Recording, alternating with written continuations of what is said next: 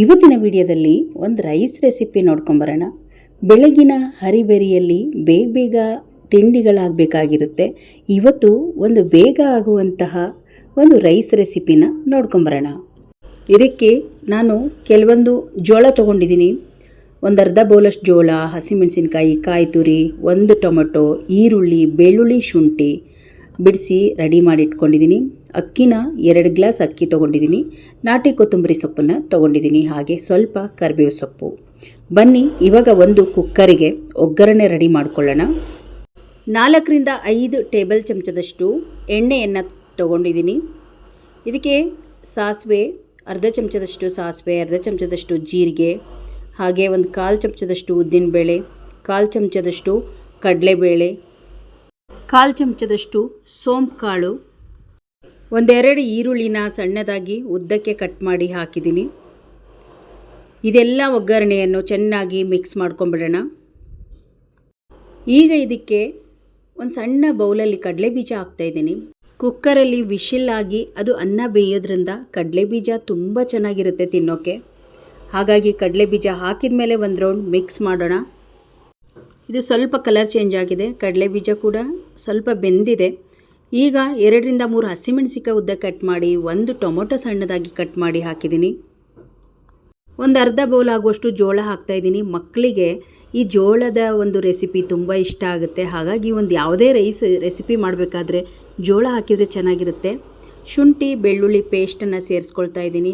ಕರಿಬೇವು ಸೊಪ್ಪು, ಕೊತ್ತಂಬರಿ ಸೊಪ್ಪನ್ನು ಸೇರಿಸ್ಕೊಂಡು ಕಸ್ತೂರಿ ಮೆಂತಿನ ಒಂದು ಅರ್ಧ ಬೌಲ್ ಆಗುವಷ್ಟು ಹಾಕ್ತಾಯಿದ್ದೀನಿ. ಕಸ್ತೂರಿ ಮೆಂತಿ ಒಳ್ಳೆ ರುಚಿ ಕೊಡುತ್ತೆ ಈ ರೈಸಿಗೆ.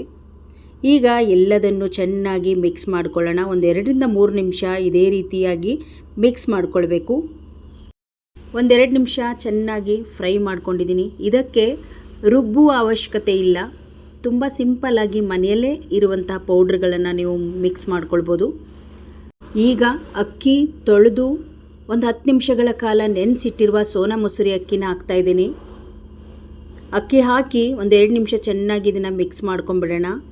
ಇದಕ್ಕೆ ನಾನು ಕಾಯಿ ತುರಿನ ಮಿಕ್ಸ್ ಮಾಡ್ತೀನಿ. ಈ ಥರ ರೆಸಿಪಿ ಮಾಡುವಾಗ ಸ್ವಲ್ಪ ಕಾಯಿ ತುರಿ ಹಾಕಿದರೆ ತುಂಬ ರುಚಿಯಾಗಿರುತ್ತೆ. ಈಗ ನೋಡಿ ಚೆನ್ನಾಗಿ ಇದನ್ನು ಫ್ರೈ ಮಾಡಿದ್ದೀನಿ. ಈಗ ಅರ್ಧ ಚಮಚ ಖಾರದ ಪುಡಿ, ಅರ್ಧ ಚಮಚ ಧನಿಯಾ ಪುಡಿ, ಅರ್ಧ ಚಮಚದಷ್ಟು ಗರಂ ಮಸಾಲ, 1/4 ಚಮಚದಷ್ಟು ಅರಿಶಿನ ಪುಡಿಯನ್ನು ಹಾಕಿ, ಒಂದು ಬಟ್ಟಲು ಕೊಬ್ಬರಿ ತುರಿಯನ್ನು ಹಾಕಿ, ರುಚಿಗೆ ತಕ್ಕಷ್ಟು ಉಪ್ಪನ್ನು ಸೇರಿಸ್ಕೊಂಡು ಒಂದು ರೌಂಡ್ ಚೆನ್ನಾಗಿ ಮಿಕ್ಸ್ ಮಾಡ್ಕೊಂಬಿಡೋಣ. ಈ ಮಸಾಲೆ ಜೊತೆಗೆ ಅಕ್ಕಿನ ಚೆನ್ನಾಗಿ ಈ ರೀತಿ ಫ್ರೈ ಮಾಡ್ಕೊಂಬಿಡೋಣ.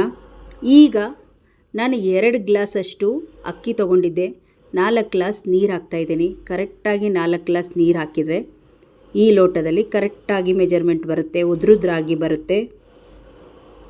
ಈಗ ನೋಡಿ 4 ಗ್ಲಾಸ್ ನೀರು ಹಾಕಿದ್ದೀನಿ, ಚೆನ್ನಾಗಿ ಮಿಕ್ಸ್ ಮಾಡ್ಕೊಳ್ತಾ ಇದ್ದೀನಿ. ಉಪ್ಪು ಕೂಡ ಕರೆಕ್ಟಾಗಿದೆ. ಇದನ್ನು ಸ್ವಲ್ಪ ಹೊತ್ತು ಕುದೀಲಿಕ್ಕೆ ಬಿಡೋಣ ನೀರನ್ನು. ಯಾಕಂದರೆ ಒಂದೇ ಸಲ ವಿಶಿಲ್ ಮುಚ್ಚೋದಕ್ಕಿಂತ ಫಸ್ಟು ಇದನ್ನು ಕುದಿಸಿ ನಂತರ ವಿಶಿಲನ್ನು ನಾವು ಹಾಕ್ಕೊಂಡ್ರೆ ಬೇಗನೆ ಆಗುತ್ತೆ ರೈಸು. ನೋಡಿ ಚೆನ್ನಾಗಿ ಈ ಥರ ಮಿಕ್ಸ್ ಮಾಡ್ಕೊಳ್ಬೇಕು. ಈ ರೀತಿ ಮಿಕ್ಸ್ ಮಾಡಿದ ಮೇಲೆ 1 ನಿಮಿಷಗಳ ಕಾಲ ವಿಶಿಲ್ ಹಾಕದೆ ಇದನ್ನು ಕುದಿಸ್ಕೊಳ್ಳೋಣ. ಈ ವಿಧಾನದಲ್ಲಿ ಮಾಡಿದರೆ ಉದ್ರುದ್ರಾಗಿ ಬರುತ್ತೆ ಅನ್ನ. ಹಾಗಾಗಿ ಈ ವಿಧಾನದಲ್ಲಿ ಮಾಡಿ ನೋಡಿ. ಒಂದು ರೌಂಡ್ ಕುದೀತಾ ಇದೆ. ಈಗ ವಿಶಿಲ್ ಹಾಕ್ಕೊಳ್ಳೋಣ. ಒಂದೇ ಒಂದು ವಿಶಿಲ್ ತೊಗೊಂಡ್ರೆ ಸಾಕಾಗುತ್ತೆ. ಈ ಕಡೆ ಕರೆಕ್ಟಾಗಿ ಕುದಿಸ್ಬಿಟ್ಟು ಒಂದು ವಿಶಿಲ್ ತೊಗೊಂಬಿಡೋಣ.